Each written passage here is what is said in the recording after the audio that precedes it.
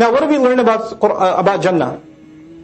وَلَكُمْ فِيهَا مَا تَدَّعُونَ. You're going to have whatever you place an order of. And what order did you just place? I want to know what happened to my friend. هَلْ أَنْتُمْ مُطَّلِعُونَ فَطَّلَعَ. So he made the request, he tried to find out. فَرَآهُ. So even in Jannah, Allah opened a window for him and showed him a window into the middle of hell. فِي سَوَاءِ الْجَحِيمِ. He saw his friend in the middle of Jahim, in the middle of the roar. Remember there was a path to the roar and it was getting louder and louder? You remember that? He's in the middle of the Jahim. He's deep in the thick of it, his friend. And now this guy, now you need you to keep with me where the scene is happening. This person is in Jannah and they've gotten a view into Jahannam. And they're looking at their friend only because they requested, I want to see my friend. Even that wish is granted. Jannah grants you every wish.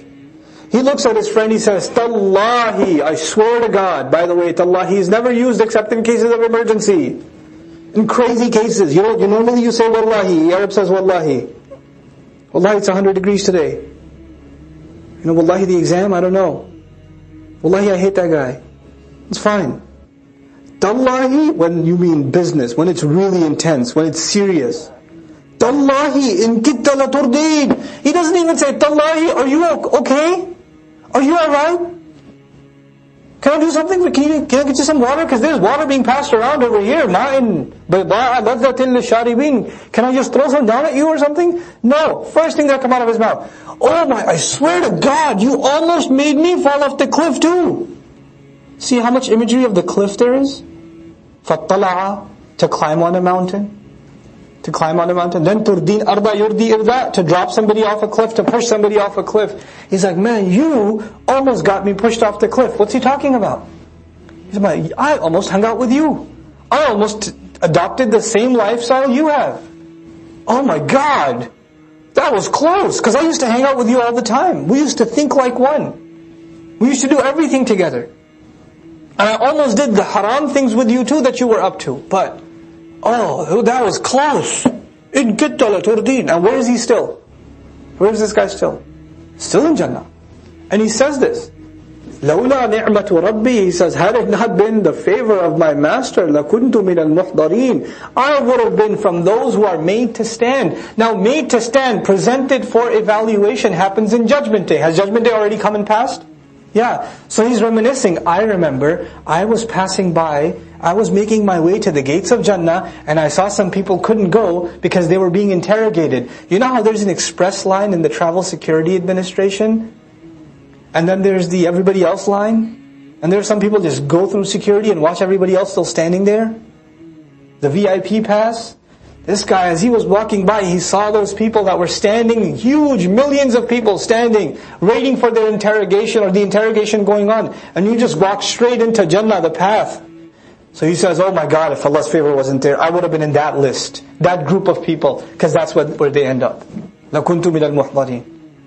So he's reliving now in Jannah, he's reliving the events of Judgment Day. Just because he saw a picture of hellfire. So now the window is closed. He doesn't want to look at it anymore. His wish is granted, the window is closed. Where is he again? Jannah. But you know why I keep saying that? Because now that the window is closed, he looks at Jannah again, and it's like he's looking at it for the first time. It's like he was never there. Was he already there? Was he already hanging out? Was the Judgment Day already passed? Everything's already done. But even just that look shattered the memories of Jannah for him. It's like, now his new joy is not that he's in Jannah. His new joy is that he's not in hell. That's his new joy. So the first thing he says, أَفَمَا نَحْنُ بِمَيِّتِينَ. Are we really not going to be dying anymore? Really? There's no more death? He already knew that. But he's saying it because he's in shock. And how great not being in hell is. إِلَّا مَوْتَتَنَا الْأُولَى. Except the first death we already tasted, it's over, right? It's not going to happen again. وَمَا نَحْنُ بِمُعَذَّبِينَ. And we're never going to be tortured again, right? We're never going to be tortured, right? Oh my God. Who's going to be talking about torture in Jannah? But this guy is so happy to be in Jannah now, not because of the drinks and the company and the beautiful spouse like that. That's like the eagle's egg on top of the mountain and all of that. He's happy because he's not in hell. It's amazing. وَمَا نَحْنُ بِمُعَذَّبِينَ. We're not going to be tortured ever again? إِنَّ هَذَا لَهُوَ الْفَوْزُ الْعَظِيمُ. No doubt this is the ultimate success. For this guy, the ultimate success is not being tortured. Because he sees what it's like. Allah says at the end of this all, this could be you. فَلْيَعْمَلِ الْعَامِلُونَ. Anybody who's going to put themselves to work better get their act together now. You know, in Surah Yasin we saw مَا قَدَّمُوا وَنَعْلَمُ مَا قَدَّمُوا وَآثَارَهُم. We saw what they've invested ahead and the remnants that live left behind. Now we're learning ancestors that leave bad traditions behind and they're followed up by generation and generation and generation to come. Those ancestors are going to pay. And so are the generations that followed them blindly. فَهُمْ عَلَىٰ آثَارِهِمْ يُهْرَعُونَ وَلَقَدْ ضَلَّ قَبْلَهُمْ. You know, I feel for them. I feel for some people. There are people I know that converted to like Jehovah's Witness or converted to Christianity for immigration status, Muslims. They converted for status. And now they're raising their family as Christians because religion wasn't already a big deal in their life. And they figure it can bring me something good in this life, why not? And so the entire church sponsored their papers and they got the top-notch lawyer and all of this and that and they got, asylum and this and that. And they got it. And now those generations of children, every one of them that person is going to pay for. Every one of them. I feel bad for people like that. Allah knows what response to send when. And He's the best of those who respond. And even though you don't think Allah has responded, Allah has. And Allah has responded with the answer that is better for you. Not the answer that you want, the answer that you need.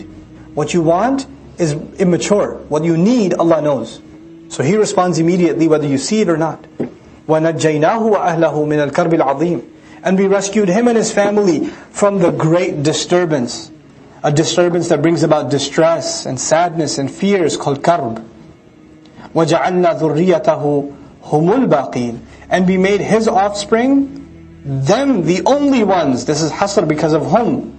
The ones that remain. In other words, even though other people were boarded onto the ship, and other believers survived too, what we're learning here from Allah Azza wa Jal is that their generations didn't survive.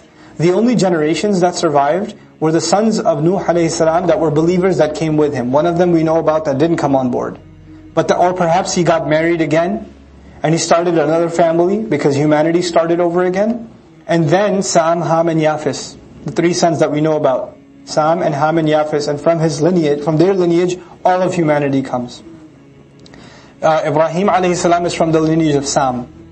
Of his three sons, Sam, Ham and Yafis, Ibrahim alayhi salam is from the Sam side. وَتَرَكْنَا عَلَيْهِ فِي الْآخَرِينَ. And we left on it, meaning we left people committed to his path, in those who came in the last of days, in the final of them.